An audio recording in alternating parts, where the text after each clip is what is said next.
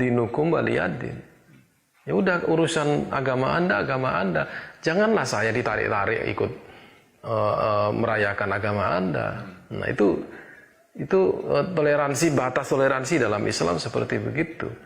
Toleransi kemudian kita ikut di gereja yang satu ngaji, satu nyanyi-nyanyi, bukan toleransi itu. Itu adalah merusak akidah. Nah. Baik, kita akan mendengarkan ayat-ayat suci dari kitab-kitab Allah.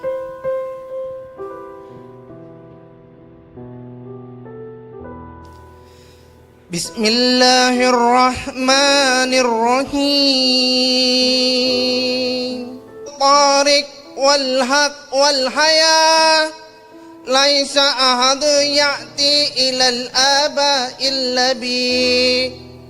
Toleransi di dalam Islam itu sebenarnya adalah tidak saling mengganggu. Lakum dinukum waliyadin. Ya udah, urusan agama Anda. Janganlah saya ditarik-tarik ikut merayakan agama Anda. Nah, itu toleransi, batas toleransi dalam Islam seperti begitu.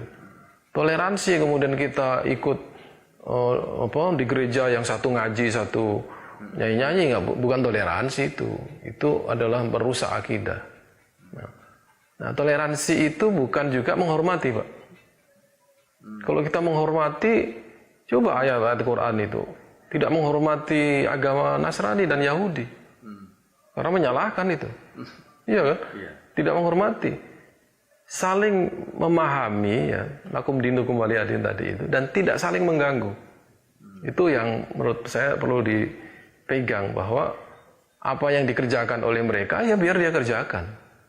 Ya, mereka mau ke gereja hari Ahad, itu nggak ada masalah. Mau merayakan Natal besar-besaran, nggak ada masalah, silakan. Tapi jangan kemudian kita diajak untuk Natalan. Ya, berarti kita ikut ibadah mereka kan. Diajak kita pergi ke pura, kemudian pakaian pura, berdoa di situ. Terus kita diajak-ajak berdoa dengan doanya semua agama. Ya, itu bukan toleransi. Ya. Dan agama lain tidak, saya rasa dan saya yakin, agama lain tidak memerlukan kita melakukan perbuatan-perbuatan itu untuk menunjukkan toleransi kita. Ya. Tidak memerlukan itu. Ini yang kita ini menurut saya berlebihan. Ya. Ingin menunjukkan bahwa Islam itu toleran.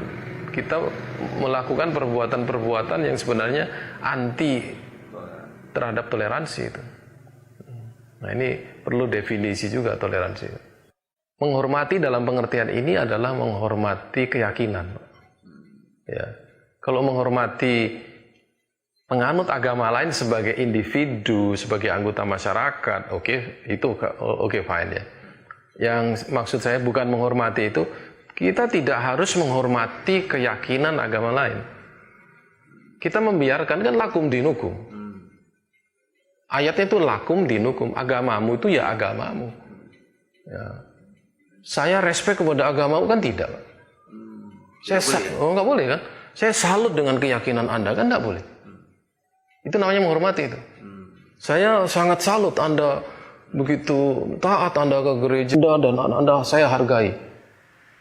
Padahal dalam Islam kan itu dilarang, nggak boleh. Kita sudah lepas saja, itu urusan Anda dengan agama Anda. Ya. Makanya kita tidak akan pernah merusak gereja. Ya. Tidak saling mengganggu. Kita tidak akan pernah merusak Natalan. Ya. Kita tidak akan pernah mengganggu orang yang sudah beragama dengan agama mereka masing-masing. Ya kan? Itu artinya tidak menghormati kan? Tidak menghormati. Lain. Nah, kalau kita harus menghormati mereka kan berarti itu sudah masalah teologis, Pak. Jadi menghormati secara teologis tidak betul, tetapi secara sosiologis kita boleh. Makanya bagi saya ya, kata pluralisme itu yang sekarang menjadi sangat bias ya penggunaannya. Saya langsung membagi aja menjadi pluralisme sosiologis atau pluralisme teologis. Kalau pluralisme teologis itu berarti kan Anda masuk dalam ranah penyamaan agama-agama atau pembenaran agama-agama. Tapi kalau pluralisme sosiologis, ya, berarti itu adalah sebuah situasi di mana Anda hidup bersama dengan berbagai macam agama, ya, dan Anda di situ mengakui keberadaan mereka di masyarakat itu, ya, dan Anda toleran terhadap mereka, keberadaan mereka, dan tidak mesti menghormati, gitu ya. Kalau secara sosiologis kita menghormati karena dia manusia. Ya. Barang siapa yang beriman kepada Allah dan Rasul-Nya maka dia harus menghormati tamunya. Nah, tamunya kalau non-Muslim, dihormati atau tidak? Hormati. Barang siapa beriman kepada Allah dan Rasul-Nya jangan menyakiti tetangganya. Kalau tetangganya non-Muslim, kalau dia menyakiti non-Muslim, dia berdosa. Makanya Rasulullah kan pernah mengingatkan, janganlah menyakiti ahlu zimmah. Kalau Anda menyakiti ahlu zimmah, sama dengan menyakiti saya. Coba bayangkan. Itu secara sosiologis, bukan secara teologis. Secara sosiologis kita hormat.